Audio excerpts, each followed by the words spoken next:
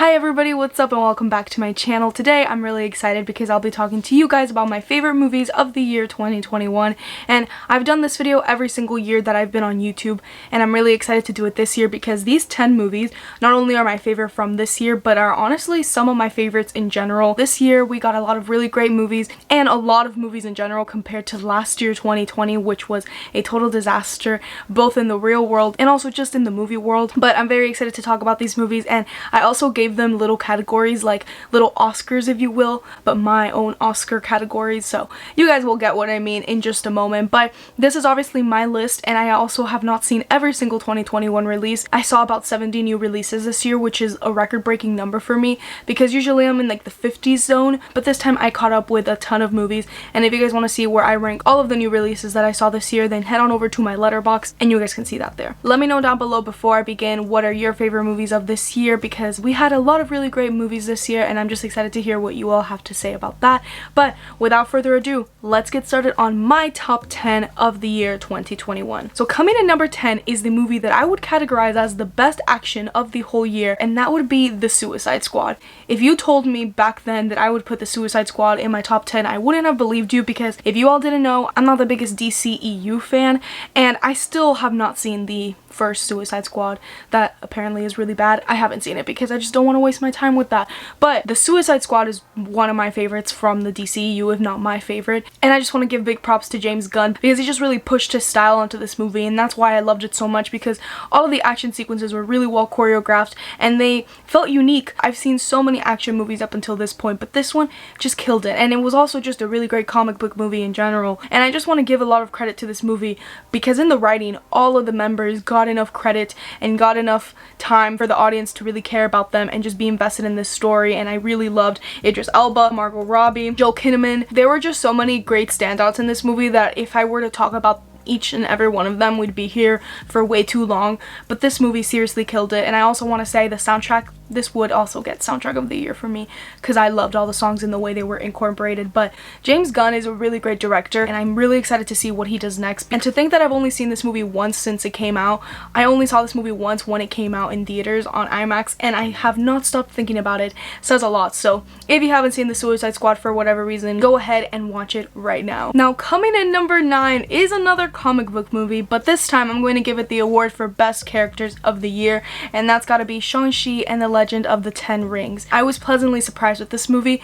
Not that I expected anything to be really bad, but I didn't expect me to be so invested in this plot and so invested in these characters, because the MCU is so big already, and especially being a fan for it for a while, it's kind of scary to bring in these new characters because you wonder if you'll care about them as much as you care about the original 6 or old characters.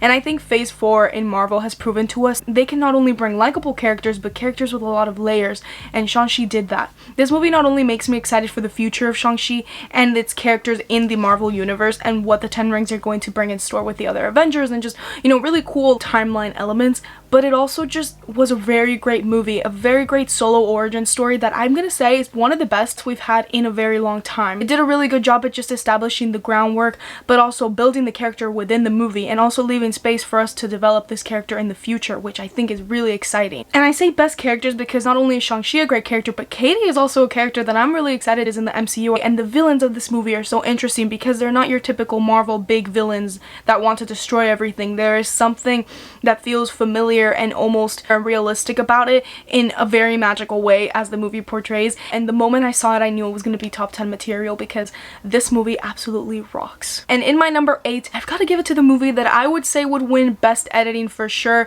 and that would be The Green Knight. David Lowery gave us probably one of the most visually stunning movies of the year, and there were a lot of really great ones, some of them that are on this list, and The Green Knight is no exception. This is another one. The moment I saw it, I was like, oh yeah, this is one of my favorites of the year, because on a technical aspect, it's perfect, and even on a storytelling aspect, it's very great. And Dev Patel's character has so many layers himself. I was also very surprised by Alicia Vikander in this movie.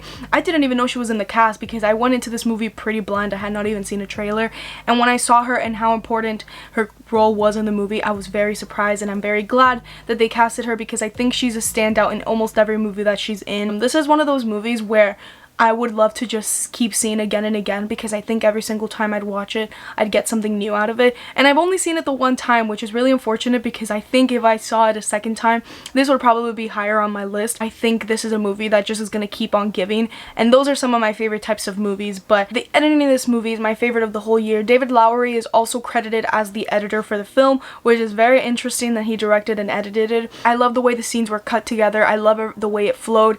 This movie is just very nice to look at, and the way scenes are presented to us, it's just very interesting. I think you could give this to any editor and they'd make it completely different, but David Lowery really made it his own and made it really just fit with the tone and the type of story he wanted to tell. And that's when you know the editor really understood the movie. And I just have to give this movie so much praise for the editing, because it's also what I took away from it the most. And in my top 7, I'm gonna give it to a movie that I think would definitely win in my little Oscar category thing, best plot twist of the year.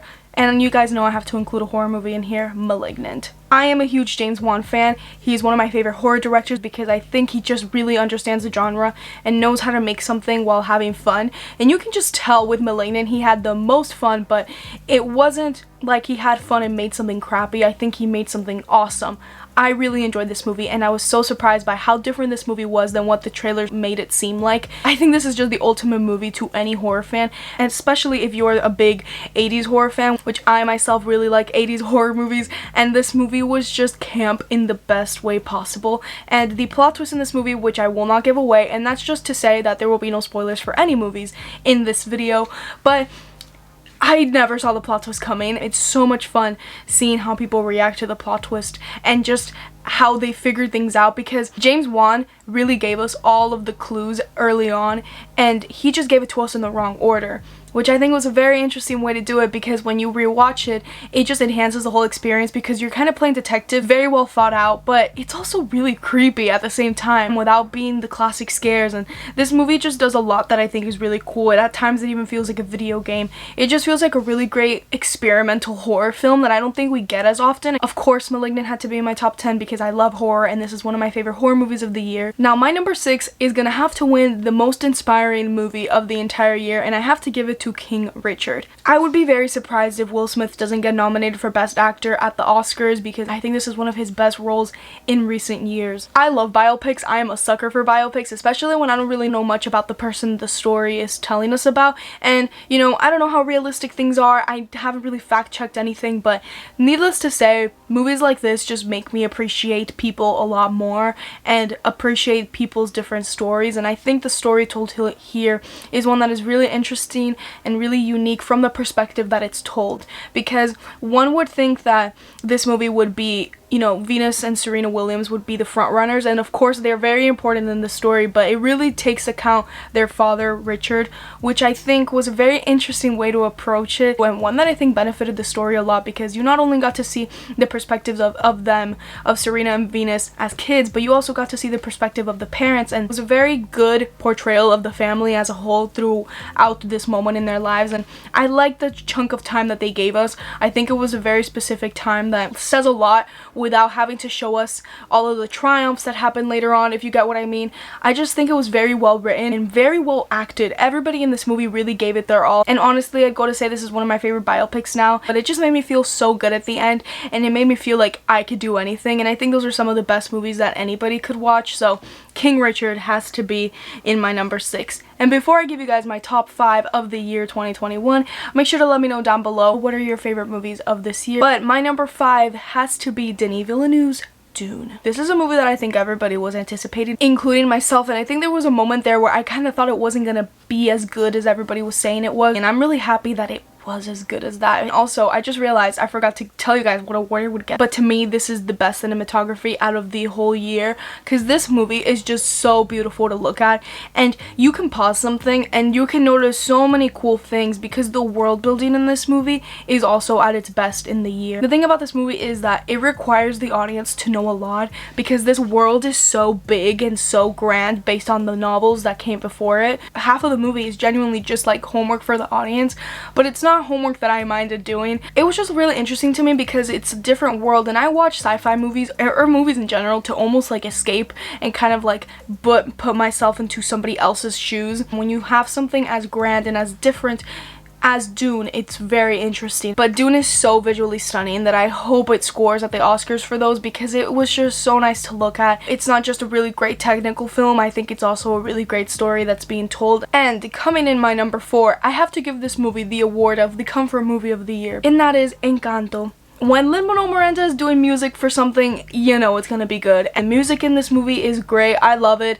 We Don't Talk About Bruno, that is top tier song. I really liked Encanto, and I've been meaning to talk about it on my channel for some time. Maybe I'll do a full review in the future, but I really loved the take that Disney had on this, because it's one that I don't think we've ever gotten, or we get a lot of, especially in the context of the film itself. But I loved the talk about generational trauma and how family members can really impact the younger generations based on what they went through in their past. And I love that this movie doesn't have a big villain. I liked the more familiar, realistic take that this movie had, because it makes it for the viewer just so much more relatable. I loved the main character of Mirabel. I thought she's such a great protagonist to have, because, you know, when the movie starts, she's very headstrong and she doesn't want to let people know what she's actually feeling inside. And then she kind of, throughout the movie, we obviously see she goes through a lot of stuff, but I thought she was a really great protagonist to have in this movie, because she's very strong. She's a very strong female character that I think we need way more of. I also love the way this movie looks. Animation is flawless as always, and I loved the casita. I thought it was so cute how everything would move around and it was so colorful and so bright. I love this movie so much, and I'm never gonna get tired of it. I'm really happy it's on Disney Plus now, so I can watch it as many times as I want. And with that being said, if you have not seen Encanto, I highly recommend you watching this with your family or alone. Who cares? Just watch this movie. I think it's really great. And coming in my number 3 spot for my favorite movies of 2021, this movie I would give the award to best score, but also most anxiety inducing without being a horror film, and that is Spencer. I felt like I could not breathe 3/4 of this movie, which is a lot of the entire movie's runtime, and without it being a horror movie, this sure feels like a really big horror film. I need to talk about Kristen Stewart, because she's really great, and if she does not get nominated for Best Actress, I will be really shocked, because I think she's gonna get nominated, and I think she should also win it, because she really nailed the Diana Spencer look, and the way she talked and the way she acted, the way she moved. I love the lens that this movie has into Diana's life, because it's a very short amount of time and it's kind of showing us her perspective. And I love that the movie, even when she was talking to other characters, it focused on her, because it's very much her movie, Spencer, which I loved. The cinematography is also really great. I think this movie and Dune are neck and neck in my favorite looking movies of the year. The score is so beautiful but so haunting at the same time, and that's where I mean that this is the most anxiety inducing film of the year, because I was watching this and I felt like I couldn't breathe, just like Diana couldn't breathe. And I think it was really cool how the director and the writer were able to just give us this imaginary lens into her life, because even though it is realistic, we get moments where it's like all in her head. It just really made it so that you could feel like you're in her position, and it worked really well for what they were trying to achieve and what they were trying to say in general. But I just really love when filmmakers are able to make their audience feel exactly like the character does. I think that takes a lot of hard work, a lot of really great writing, a lot of great directing, a lot of just great technical aspects, but also Kristen Stewart. Without her, this movie would not work, because she just sold everything. Coming in my number 2, I would definitely give this the award of Best Musical of the Year, comes In the Heights. This movie has not left the top list, because In the Heights is so great, and I want every single person to watch it, because it's such a great celebration of so many different cultures, and I love this movie. I feel like when I get to my favorite movies of the year list, I feel like I don't even know what to say, because all I want to say is how much I just want to repeat myself and say I love. But this movie just has such great directing by John Chu. I also love the take of like realism, but also having some visual effects on it. Like there's this really pretty scene where it's the fabrics just flowing through the city, through the buildings. There's also times where they're singing and there's like little written messages or pop-ups on the screen. It makes it really engaging, but it also just works for the style. And I like that the moment this movie starts, you know what type of movie it's gonna be, you know what style it's gonna have. It works so well because nothing feels jarring. Everything feels like it's edited really nicely together. And I also really love the songs. These come from Lin-Manuel Miranda's musical In the Heights, so the songs are obviously gonna be great. And this is, in my opinion, one of the best movie-going experiences of my entire year. When you see it on the big screen, it just looks so nice. The colors just shine even more, the direction, everything everything just stands out even more. And the thing that I loved about this movie too, there's a lot of characters, but they also all get their moments to shine, which I think is something that is really important, especially because in this story you have people from all over. There's a sequence towards the end, it's with Leslie Grace, and it's involving a building and everything is moving, and it's one of my favorite scenes of the entire year for sure. And I also want to give praise to Leslie Grace because even though she's not the front runner of this movie, I loved everything that she did, and I'm so excited to see what she does next. And also the scenes with Abuela Claudia, just so well done. The story itself is so inspiring as well. This movie just has everything to make me feel great, and this movie is one of my favorite musicals of all time. This is one of my favorite movies of all time. It blew me away when I saw it because I didn't expect to love it as much as I did, and I'm very happy that it exceeded all of my expectations for In the Heights. My favorite movie of 2021. It has to get my award for the most iconic, the best experience, has to be Spider-Man No Way Home. Hello, Peter. This movie also exceeded my expectations. All of the worries that I had for it, I was scared that Tom Holland's Spider-Man was going to be overshadowed by everything, all the rumors. I was scared the plot was going to feel thin. I was scared everything was going to fall flat. Forget all of that. If I could tell past me to stop worrying, I would, because this movie is perfect in every way, and it does have my favorite scene of the entire year, which I will not spoil, but I think if you've seen the movie and if you know stuff about it, you might know what scene I'm talking about. Tom Holland's Spider-Man is at his best in this movie, and Tom Holland's range in just this one movie is really great.